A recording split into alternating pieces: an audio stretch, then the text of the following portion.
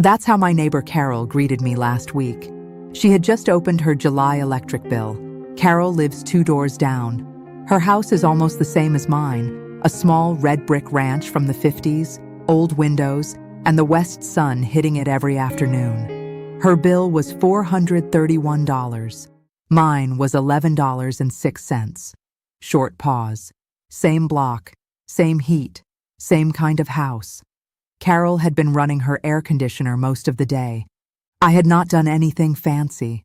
I had not remodeled this place. I had not bought some expensive new cooling system. She wanted to know what I was doing differently, so I showed her the first thing I use. Short pause. 6 emergency blankets, the little silver ones from the camping aisle. I paid less than $7 for all of them. Carol looked at those little packets and could not believe that was where I wanted her to start. Gentle. Now those blankets are not magic, and this is not one of those stories where I tell you to sit in a dangerous hothouse just to save money. What they do is simple. They help block that hard afternoon sun before it comes through the glass, lands in the room, and starts heating everything it touches. Thoughtful. My name is Elena Morales.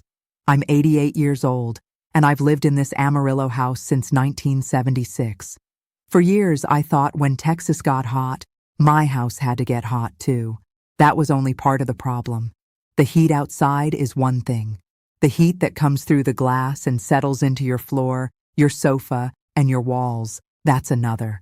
And once you understand what that sunlight is doing inside your house, you'll understand why cooling the room afterward can cost so much. Thoughtful. Think about a car sitting outside in the afternoon. You open the door and that heat hits you. The air outside may be hot, but inside that car feels worse. The steering wheel is hot. The seat is hot. The dashboard is hot. Why? Short pause. Because the sun came through the glass and warmed up everything inside. Your house can do the same thing. That big west-facing window in my living room used to fool me. I would pull the blinds down and think I had done enough. But by late afternoon, the sofa near that window felt warm. The floor felt warm.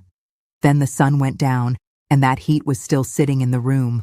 So the air conditioner had to work against more than the temperature outside.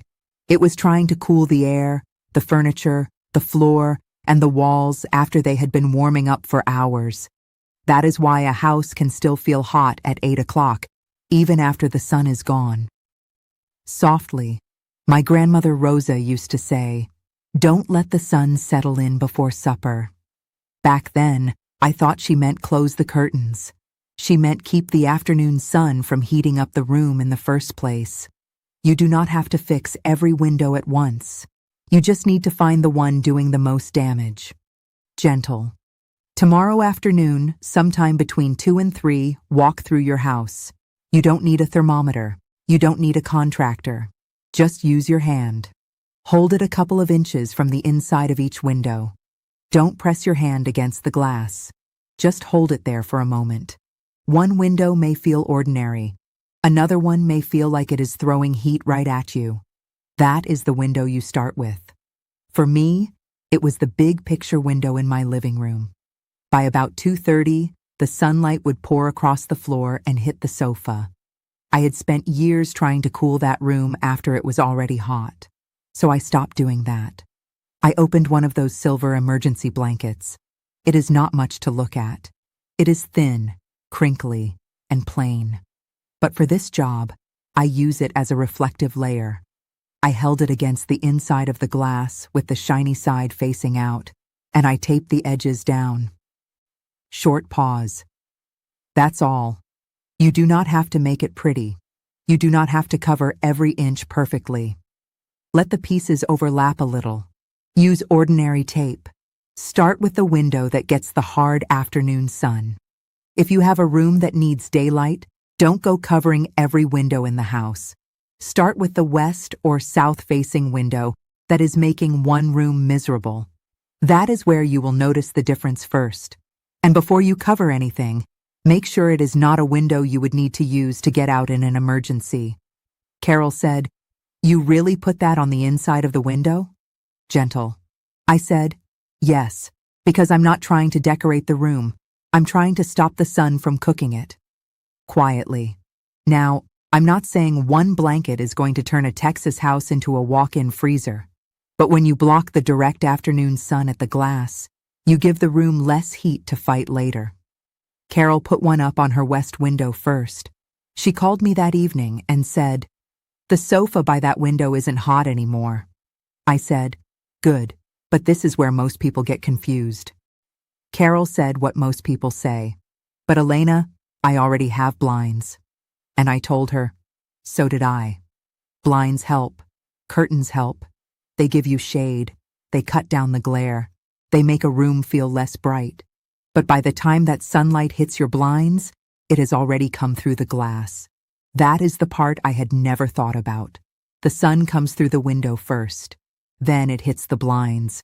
Then it keeps warming up the air, the floor, the furniture, everything sitting behind them. That little silver blanket is different because it sits right against the glass. It gives that hard afternoon sun less chance to get inside and start heating the room. Now, you can buy professional window film. Some people do, and that may be a good choice for their home. But I wasn't about to spend a fortune fixing one old west-facing window when I could try something simple first. Thoughtful.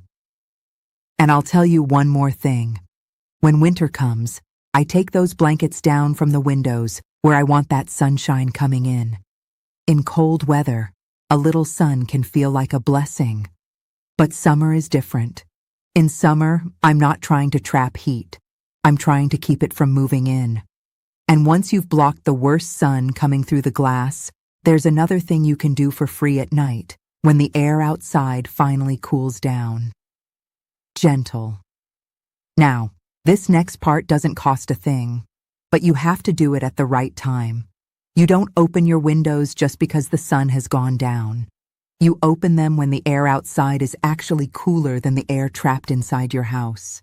That is the difference. In Amarillo, we can have a hard, dry afternoon, and then by evening, the air finally starts to let up. That is when I use it. My house has a window at the front and another one toward the back that almost line up with each other. So when the evening air is cooler, I open both of them. Not every window. Just enough to give that warm air somewhere to go. The hot air that has been sitting in the living room starts moving out. Cooler air comes in. And all those things the sun warmed up during the day, the floor, the brick walls, the furniture, finally get a chance to give up some of that heat. That matters more than people realize. Because a house like mine holds heat. It has old brick walls. It sits on a slab. By late afternoon, the whole place has been soaking up heat for hours. So at night, I don't think of open windows as letting fresh air in. I think of it as emptying out the heat I collected all day. Carol asked me, "So you leave your windows open all night?" I told her, "Only when the night is cooler than the house, and only when it makes sense for me to do it safely." Serious. That part is important. Use your judgment about your neighborhood, your windows, the weather, and the air outside. If there is smoke in the air, a storm coming through, or the night is still hotter than your house, then this is not the night for it. But when the evening does cool down, give your house a few hours to breathe. Then comes the part most people miss. By morning, before the sun starts beating on those west windows again, I close the house back up. Windows closed, doors closed. That cooler air stays inside longer because I don't let the next day's heat come rushing in at breakfast. Softly, my grandmother used to call that saving the cool, and that is exactly what it is. You cool the house down at night. Then you protect that cooler air during the day. And Ray taught me there was an even better place to stop the sun. Thoughtful Ray used to say, "The best time to stop the sun is before it ever hits the window." And he was right. The silver blankets help once the sun reaches the glass, but shade on the outside keeps the glass from heating up as much in the first place. Ray built a simple wooden trellis along the west side of this house. Nothing fancy. By July, the vines gave that wall some shade in the late afternoon. It made a difference. You do not need a big porch or an expensive project. Start with the window that gets punished every afternoon. Maybe it is a small awning, maybe it is shade cloth, maybe it is a potted plant, a trellis, or a light-colored sheet hung outside during the hottest part of the day. The point is not to make your house pretty. The point is to keep the direct sun off the glass. Carol used an old canvas drop cloth on the outside of her west window. She clipped it up before lunch and took it down before dinner. That room stopped feeling like the hottest room in her house. You do not wait until the heat fills the room and then ask the air conditioner to chase it away. You block some heat at the glass. You block more heat before it reaches the glass. And on days when the sun still wins, there is one more old trick that can give you a little relief. It only works in the right kind of air, but here in the dry panhandle, it has helped me more than once. Size. Now, on the really bad days, when the heat has been sitting on this house since noon, I use one more old trick. But this one depends on the kind of air you live in. Here in Amarillo, the air is often dry, so I take an old cotton towel or a thin cotton sheet, get it wet, and wring it out well. I do not leave it dripping all over the floor. Then I hang it where air can move through it, near an open doorway, a screened window, or wherever there is a little breeze coming through. As that water slowly evaporates, it can make the air right around you feel more comfortable. It is not air conditioning.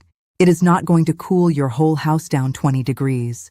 But when you are sitting near it, resting, reading, or trying to get through a rough afternoon, it can take the edge off. Softly. My grandmother did that with a dish towel in the kitchen. She would hang it near the back door and say, "A little relief is still relief." And she was right. But here is where people need to pay attention. This works better when the air is dry enough to take that moisture. In a humid place, that wet towel may not do much at all. And that is why I do not tell everyone in Texas to copy every single thing I do. Amarillo is not Houston. It is not Galveston. It is not East Texas in August, when the air can feel wet before you even step outside. In a humid place, a damp sheet may not help much. The air is already holding so much moisture that it cannot take much more. On days like that, you may be better off closing the windows, keeping the sun out, and using the cooling you need. Sometimes I run a small dehumidifier for a few hours in the room I am using, but I do not treat that like air conditioning. It is only there to make the room feel less sticky. It is not a substitute for real cooling when the heat is dangerous. Serious. And please hear me on this part. If you have heart trouble, breathing trouble, kidney trouble, take medicines that make heat harder on your body, or your doctor has told you to stay cool, then stay cool. Use the air conditioner. Go somewhere air-conditioned. Call somebody if you need help. There is no prize for sitting in a hot house and trying to prove you are tougher than the weather. These little tricks are for cutting down the heat your house collects. They are not meant to replace common sense, medical advice, or emergency cooling. The point is not to suffer just to save money. The point is to make your house easier to live in. Gentle. So don't try to fix your whole house in one day. This Saturday, start with one room. Around 2 o'clock in the afternoon, walk through your house and hold your hand near the inside of the windows. Find the one that feels like it is throwing heat into the room. That is your first window. Put a silver emergency blanket on the inside of that glass, with the shiny side facing out. Make sure it is not a window you need for an emergency exit. Then give that window some shade on the outside too, if you can. A cloth, a shade screen, a plant, a little awning, whatever makes sense for your home. When evening comes, check whether it is actually cooler outside than it is inside. If it is safe and the air is clear, open a couple of windows and let that trapped heat move out. Then close the house back up before the next day starts heating it again. And if you live somewhere dry, keep that damp cotton towel trick in your back pocket for the rough afternoons. That's it. You do not need to buy a new system this weekend. You do not need to tear up your house. Just pay attention to where the heat is getting in and stop some of it before your air conditioner has to fight it later. Try it for 1 week. Then look at that room in the afternoon. Notice the sofa. Notice the floor. Notice whether you are reaching for the thermostat quite as fast. And tell me in the comments where you live and which window gives you the most trouble. Thoughtful. Because once you learn how your house collects heat in summer, you start seeing it differently. And come winter, that same sunlight can become something you want to keep.